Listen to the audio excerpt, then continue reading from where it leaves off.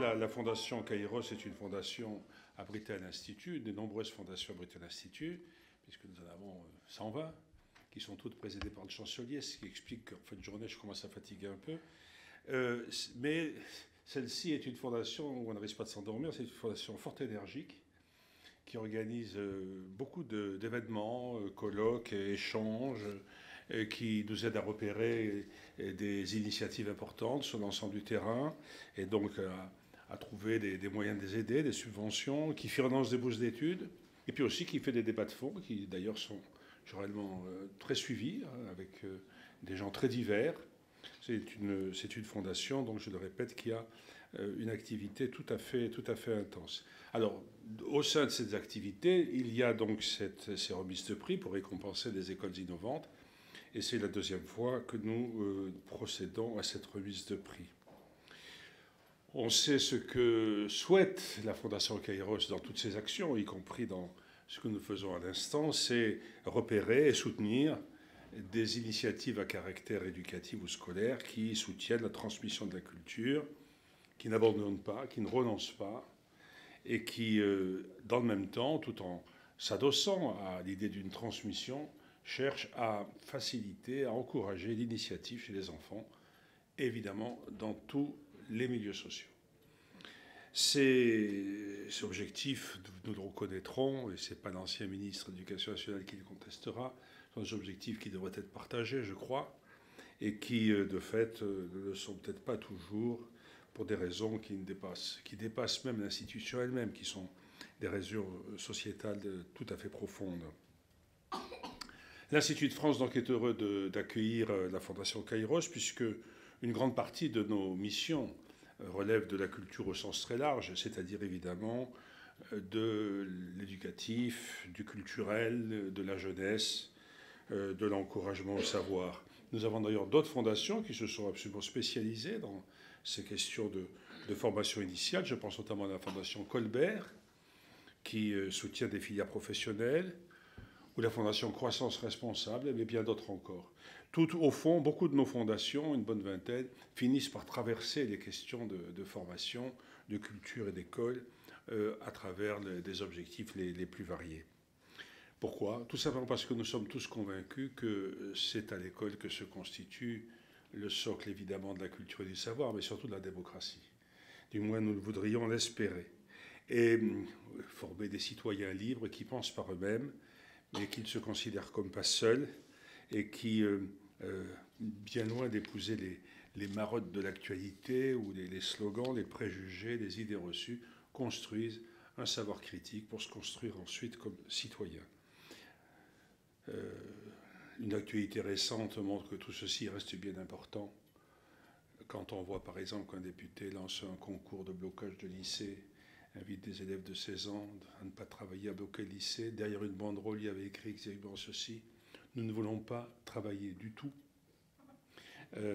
Banderole accrochée devant le lycée Louis-le-Grand où j'ai enseigné. Tout ça fait un peu quand même un peu mal, et c'est pas mal que des formules autres, que des paroles autres se manifestent. Je remercie donc, je l'ai dit, les membres du jury, je salue les lauréats d'emblée, et je laisse donc les représentants du jury, aux représentants du jury le soin de dire qu'ils ont attrapé au vol Kairos, quel est l'instantané, le moment favorable et opportun qu'ils ont su choisir pour encourager deux initiatives que nous allons saluer. Je vous laisse la parole. C'est vous. Merci beaucoup de votre attention.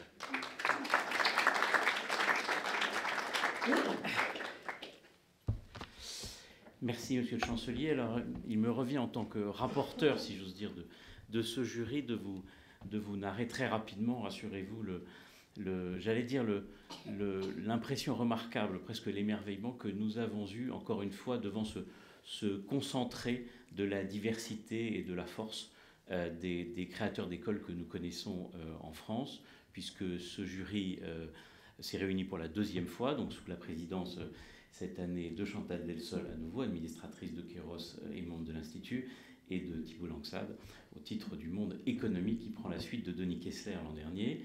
Je rappelle les 3 autres membres, donc, outre votre serviteur, Cédric Delétrange, administrateur de la Fondation, Virginie Subias et Jérôme Dédéian, qui n'ont malheureusement pas pu être présents ce soir, qui le regrettent, mais à qui nous pensons beaucoup et qui ont contribué très fortement à notamment passer sur le grill les candidats, je vois que ça fait sourire ceux qui s'en souviennent, et à analyser la qualité de leur projet.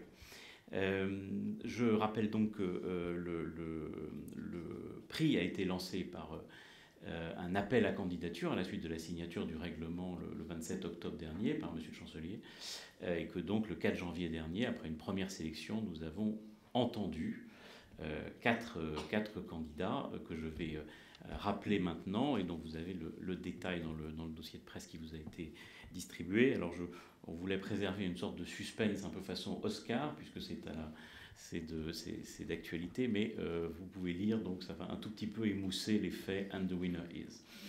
Je voudrais juste dire que nous avons tous été frappés, cette année encore, de plusieurs lignes de force qui correspondent bien à tous les candidats, quelle que soit la diversité de leur projet.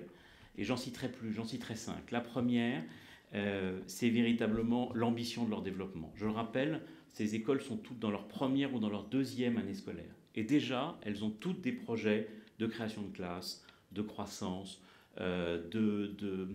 parce qu'elles savent que derrière, il y a déjà une file d'attente, il y a déjà des familles qui disent « c'est remarquable et nous avons besoin que vous créiez une nouvelle place parce qu'il y a d'autres enfants qui ont besoin de cette école ».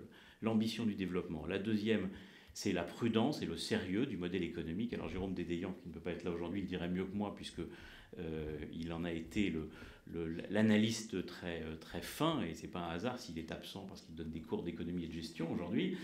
Et donc on voit bien qu'on ne dépense pas plus qu'on a, on fait attention les premières années, il y a une efficacité remarquable de la dépense et il y a une volonté d'aller progressivement, vite mais progressivement, pour bien utiliser les rares ressources de ces écoles qui fonctionnent de manière très efficace avec finalement des budgets qui sont souvent inférieurs à 100 000 euros. La troisième caractéristique, c'est une grande insertion toujours dans le tissu intellectuel, culturel, local, qui peut être parfois le tissu rural, le tissu industriel local.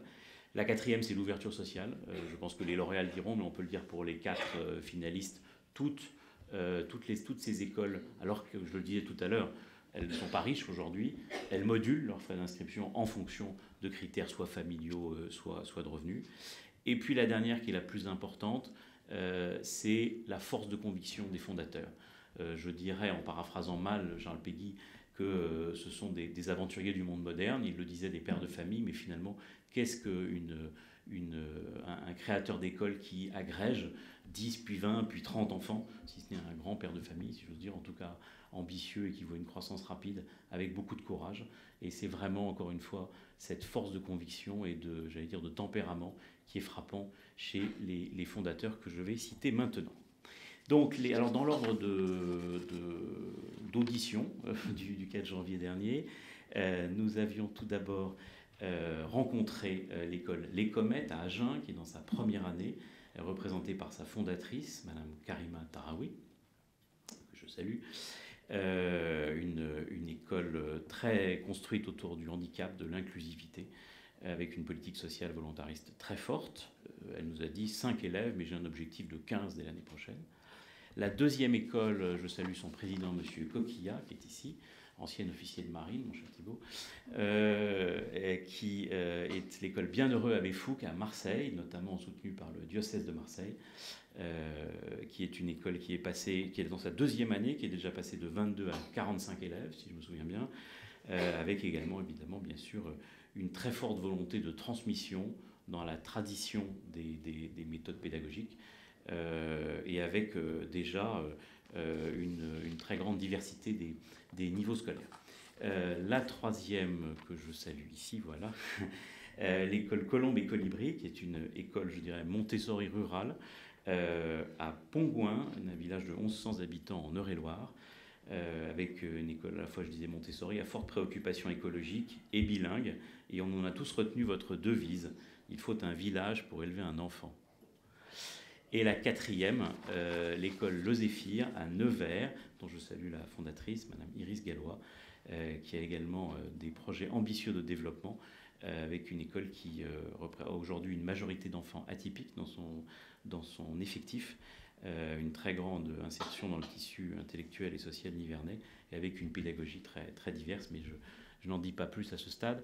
Vraiment, il y a ces lignes de force, et puis après on voit la diversité remarquable de ces écoles, puisque vous le voyez, il y a une école dans une métropole à Marseille, 2 écoles dans des villes que je ne veux pas qualifier de moyennes, mais dont la population est moyenne, à Nevers et à Agen, une école rurale dans un village, il y en a dans le nord, il y en a dans le sud, il y a une école confessionnelle, 3 écoles non confessionnelles, il y a une grande diversité pédagogique, il y a véritablement, comme je le disais, un concentré de ce panorama remarquable des créateurs que nous avons en France aujourd'hui.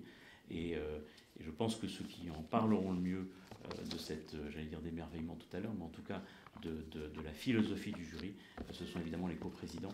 Et donc je passe la parole à Thibault Langsade. Merci. Bien, monsieur le chancelier, cher Anne, cher Cédric, cher membre du jury, à tous, c'est un grand honneur pour moi de co-présider ce jury avec Chantal Delsol, une éminente philosophe qui a publié ce matin, je crois, une tribune dans le Figaro intéressante et passionnante. Et donc je suis très honoré de prendre en plus la suite de Denis Kessler dans ce lieu emblématique. La Fondation Kairos est présidée donc par Xavier Darcos, qui porte des engagements forts pour soutenir des projets innovants en matière d'éducation. Monsieur le chancelier, je vous sais attentif à la culture entrepreneuriale, également à la diffusion de la culture économique, ce qui m'avait donné lieu peut-être à vos côtés il y a quelques années maintenant de challenger un peu les professeurs de sciences économiques et sociales qui avaient une vision de l'entrepreneuriat qui était à mon avis un peu archaïque et qui n'était pas une mince affaire et sur un sujet éminemment complexe et hautement sensible.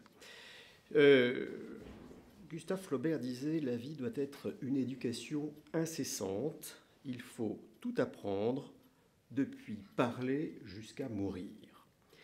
Accompagner chacun vers son point d'excellence, c'est un élément clé que je retrouve en tout cas dans la Fondation Kairos. L'assimilation des compétences plus que la validation des connaissances, voilà ce que j'ai retenu de nos auditions. » Alors, en tant qu'entrepreneur, puisqu'elle m'a demandé de porter une appréciation sur les entretiens que nous avons pu avoir, il y avait de l'originalité, de l'esprit d'entreprendre, du professionnalisme, et qui pour moi sont des éléments évidemment importants que je retrouve parmi les finalistes. J'ai vu des entrepreneurs passionnés par l'école et par leur modèle, et les qualités aussi de l'entrepreneur, on y retrouve la pugnacité. Et dans toutes les auditions qui ont été menées, il y avait une très grande pugnacité. Alors pour moi, l'image de l'entrepreneur, vous savez, c'est un peu la souris qui est dans son labyrinthe et qui passe son temps à bigner contre le mur blanc et finalement à trouver le Graal et à avancer. Des acteurs passionnés mais réalistes dans leur modèle économique. Je pense que, compte tenu du fait qu'il y a un modèle économique, il faut à la fois être extrêmement réaliste, et on l'a vu par l'intermédiaire des business plans qui nous ont été présentés. Et puis rigoureux, de la rigueur. La rigueur, on l'a vu sur la qualité des projets pédagogiques et surtout dans sa mise en œuvre qui, on va dire, ont déjà une très grande maturité pour les personnes qui ont été auditionnées.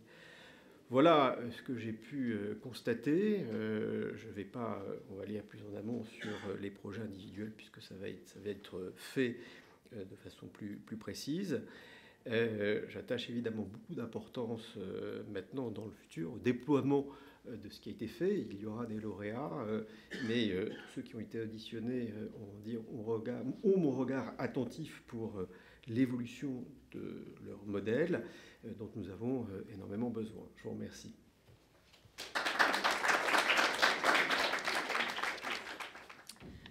Chers amis, je n'ai pas grand-chose à ajouter après tous ces beaux discours. Je veux juste vous transmettre l'impression que j'ai eue lors de ce jury. On a effectivement épluché les dossiers, discuté. Enfin, ça s'est passé en grande partie par Zoom, parce que bon, maintenant, il y a beaucoup de choses qui se passent par Zoom, forcément, et c'est plus commode. Mais bon, quand même, il y a une grosse discussion. Ce qui m'a frappé, c'est quand on décortique, quand on regarde un peu le dossier de ces écoles, c'est l'esprit d'aventure. C'est absolument incroyable. On voit des gens qui courent des risques. C'est un risque de créer des entreprises comme ça, de se lancer là-dedans, parce que non seulement, bien sûr, il y a des risques financiers, entrepreneuriaux, etc., mais il y a des risques personnels. Et puis, ça touche des gens vraiment dans leur vie. C'est très, très important. L'école des enfants, vous vous rendez compte, si on se trompe, si on se plante, des enfants qui resteraient au milieu. Enfin, j'imagine ça. Enfin, j'ai eu des enfants jeunes. J'imagine ce que c'est. Donc, ce sont vraiment des aventures que vous courez. Et ça, j'admire beaucoup ça, parce que personnellement, je considère que la vie est davantage une recherche d'aventure qu'une recherche de bonheur. Enfin, ça, c'est vraiment personnel. Mais donc, j'admire beaucoup ça, cet esprit de risque que vous avez. Mais évidemment, si ce risque n'était pas étayé par autre chose de très puissant et de très important, ça ne serait pas suffisant. Ce risque est étayé par le respect des études classiques, par le respect de la tradition, des fondations qui nous implantent dans le sol d'une histoire, d'une morale même, et d'un pays.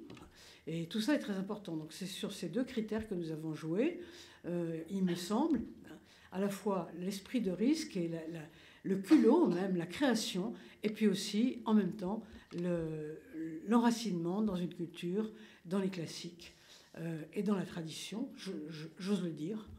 Donc les deux réunis, ça nous a paru très important, et c'est comme ça que nous avons... c'est autour de cela que nous avons discuté pour faire finalement notre choix. Et je félicite les heureux gagnants de ce prix.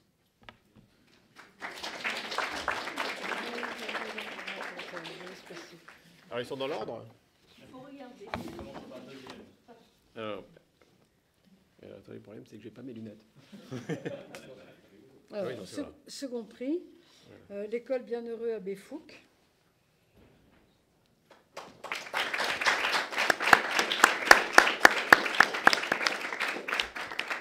Alors, du coup, hop.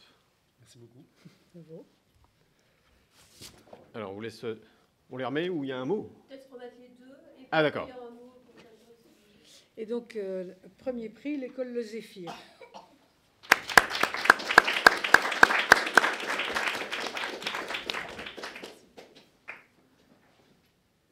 Alors, du coup, peut-être que... Alors, on va vous laisser la place. Du coup. Attendez. Alors, on Hop. laisse la place. On vous laisse la place.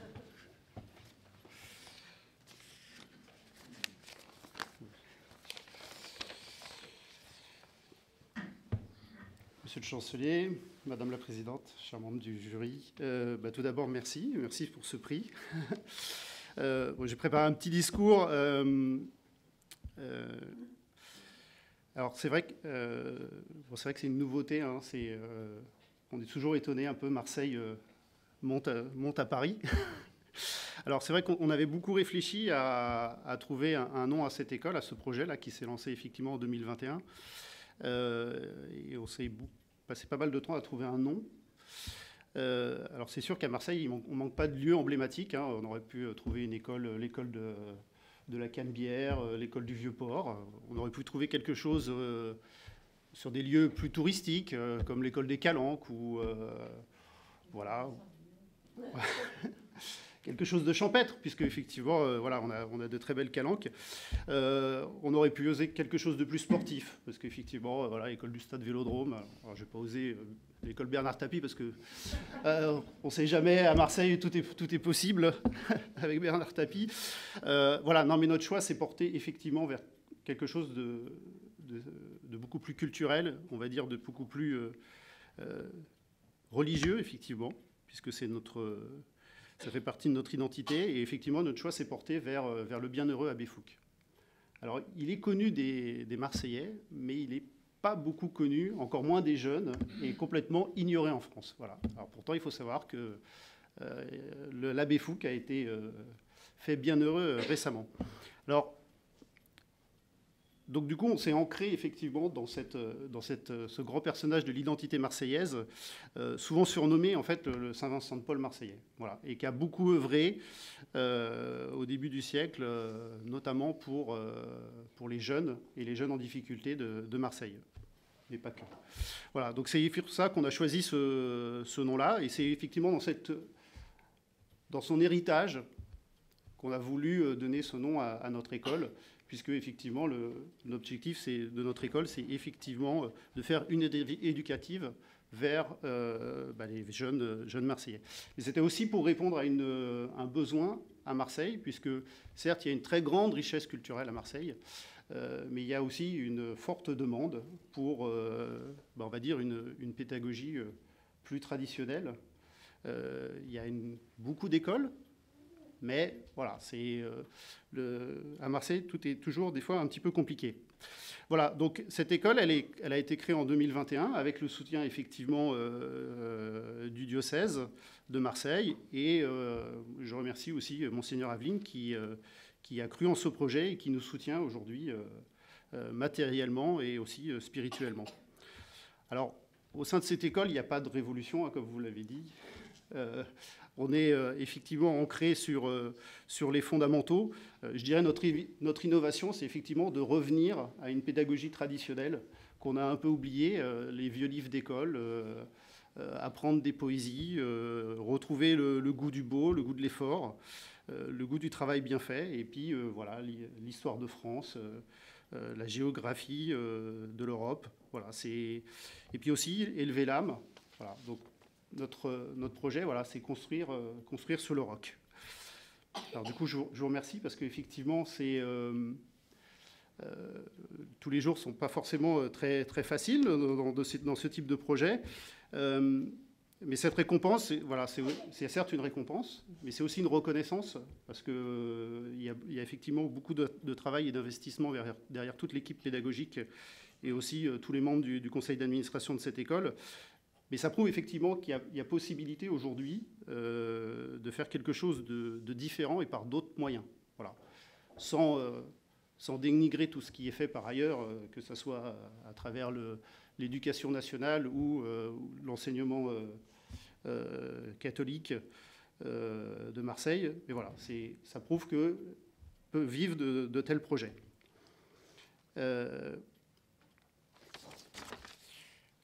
C'est sûr que, en tant que quotidien de président, c'est fait effectivement beaucoup de contingences matérielles qu'il faut résoudre, pas forcément très exaltantes dans le domaine administratif, que ce soit avec tous les services de l'État, l'inspection académique, ou tout simplement au quotidien gérer les problèmes de nos institutrices, tout ce qui est RH et compagnie.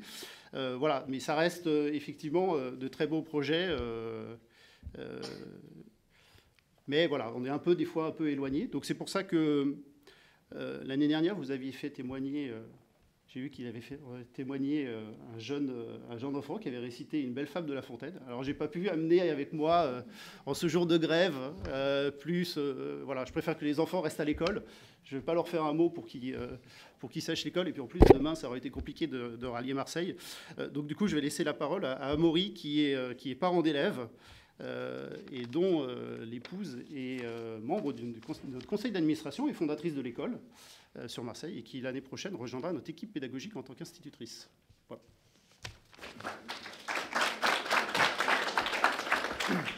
Merci Laurent. Je vous prends juste 3 minutes pour compléter, apporter un petit témoignage comme parent d'élèves, effectivement, et puis impliqué aussi dans la création de l'école.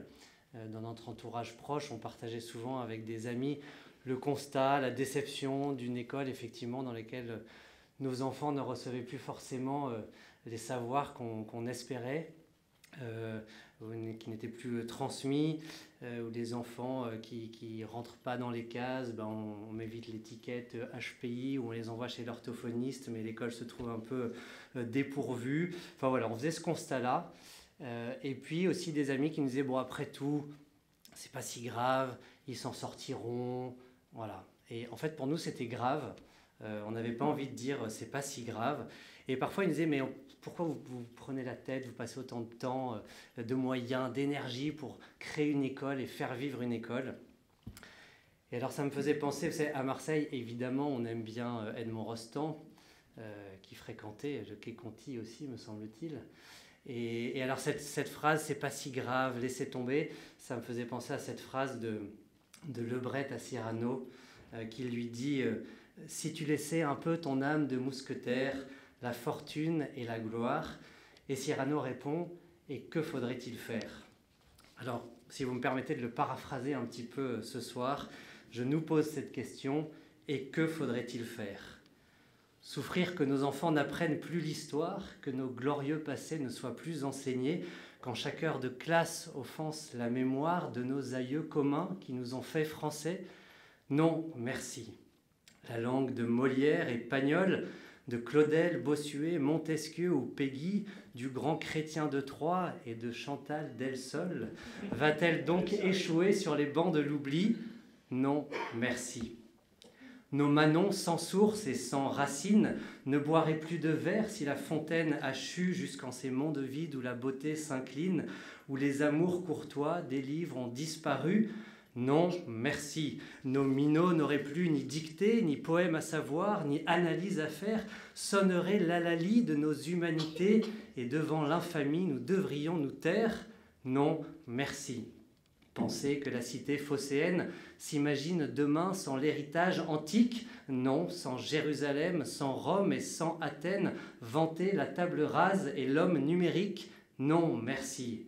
Préférer les écrans aux écrins des pages de Daudet ou de Chateaubriand, sacrifier au clavier l'écriture à la main, renoncer à l'étude des arts et du chant? Non, merci. Et comme le disait Bernanos, conspirer contre toute vie intérieure, ne plus rien discerner, renoncer au kairos, plutôt que d'entreprendre, subir sans labeur? Non, merci. Non, merci, non, merci. Mais rêver, jouer, prier, priser le beau et puis l'effort, faire aimer cette ville aux petits Marseillais, sa langue, ses saveurs, des collines aux vieux ports, proposer l'uniforme aux couleurs bleues du ciel, leur apprendre de tous l'égale dignité, relire du Giono et dessiner Angèle, faire sentir la Provence dans tous leurs cahiers, préparer nos enfants à vivre dans le monde, sans oublier Hugo, Musset ou même Horace, former l'intelligence et que la grâce abonde pour qu'ils aient le courage des plus grandes audaces. Que mes enfants chéris grandissent à l'école de ce fameux abbé brûlé de charité, si bien qu'on le surnomme notre Vincent de Paul, voilà qui les attire vers de brillants sommets. Voilà ce qui me pousse à être mousquetaire, sans fortune et sans gloire, mais bel et bien zélé. Voilà, mes chers amis, ce que veut faire un père, offrir à ses enfants leur pleine liberté. Oui, merci.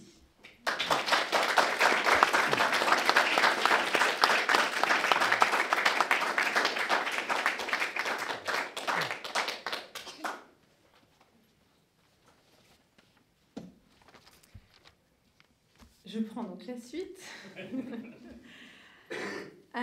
C'est avec une profonde fierté que je viens récupérer ce premier prix au nom de tous les bénévoles qui œuvrent pour l'école, ainsi qu'au nom de tous les enfants qui vivent avec nous au quotidien au sein de l'établissement aux Zéphyrs. J'associe à cette fierté aussi l'ensemble des familles qui nous font confiance et à travers le choix de notre structure qui affirment leurs convictions dans l'éducation de leurs enfants.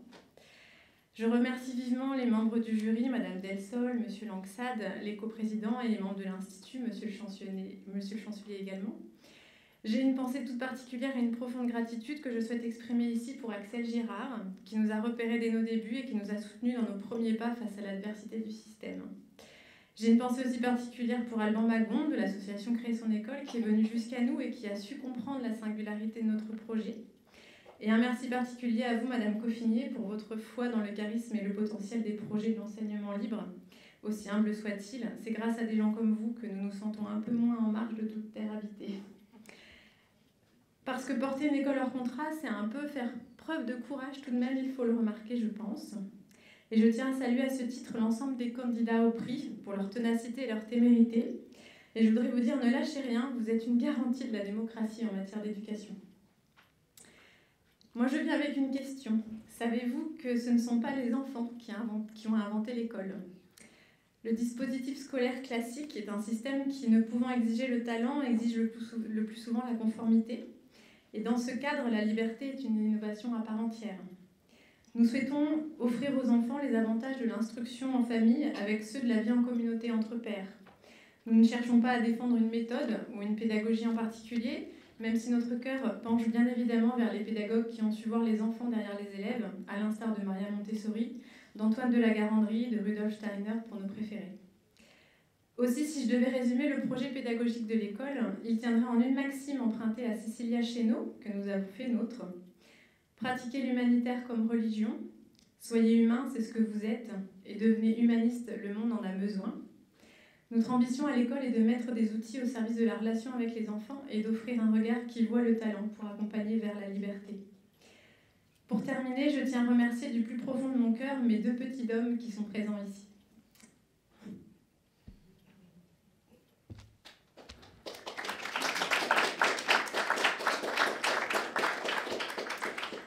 Je leur dédie ce prix au titre de l'innovation qu'ils sont à part entière. Quand je parle d'eux, ça m'émeut à chaque fois. Pour l'unique manière que chacun d'eux a d'être au monde, vous êtes mes petits à l'origine de cette aventure et vous constituez une source d'inspiration inépuisable, une source de vie précieuse. Vous êtes la majesté de la création. Ils sont l'avenir, bien évidemment, et à travers eux, l'espoir de semer un vent de renouveau sur une société qui, comme je l'ai dit précédemment, en a bien besoin. Ils sont surtout le présent. Pour le moment, je ne sais toujours pas vraiment qui enseigne à qui entre nous, et cela me rassure en fait finalement. Il s'agit simplement de partager, de savourer, de nous émerveiller ensemble, un programme scolaire qui se suffit à lui-même, je crois. Et c'est ce que je partage avec l'ensemble des enfants qui sont avec moi quotidiennement. Je vous remercie beaucoup.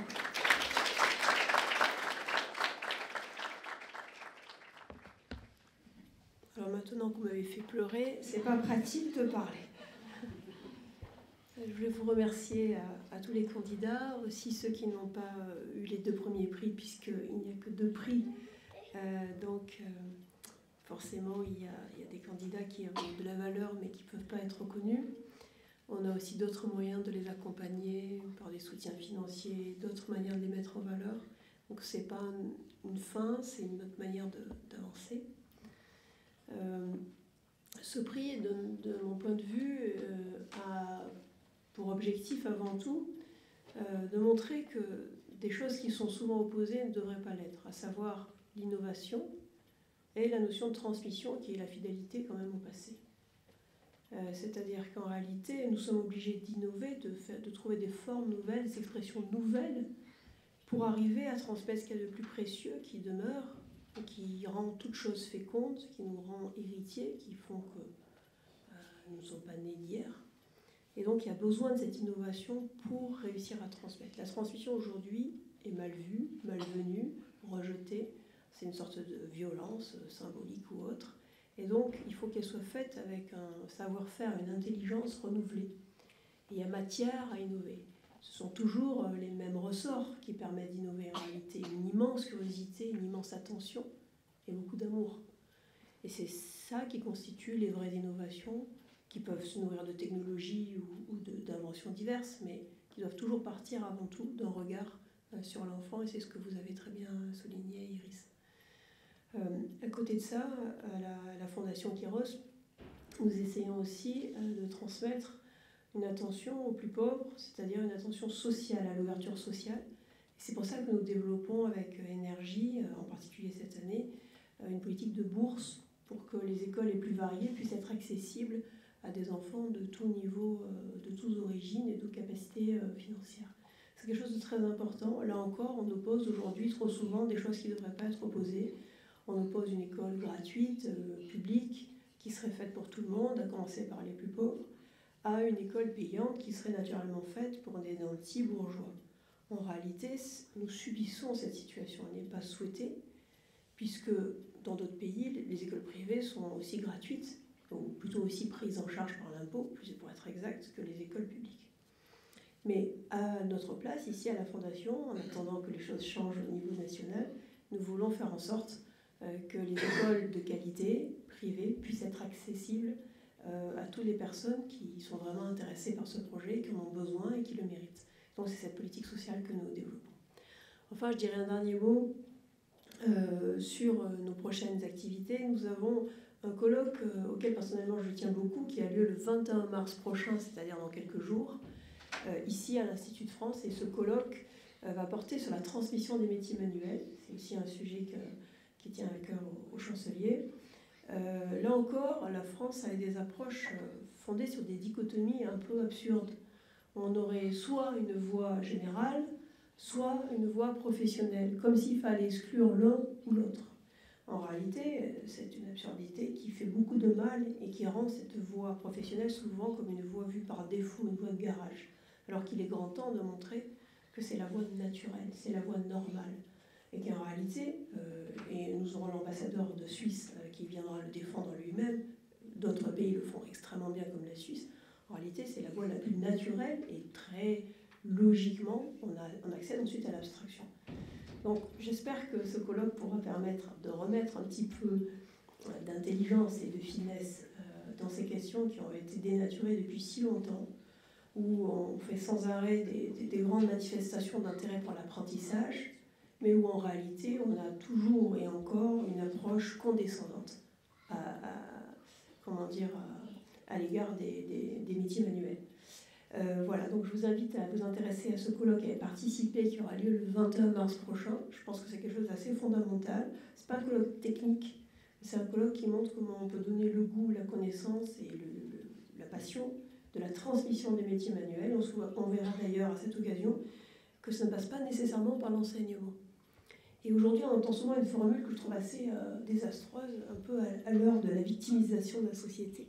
On entend souvent dire, vous comprenez, un tel, il n'a pas été formé pour ça. J'ai pas été formé.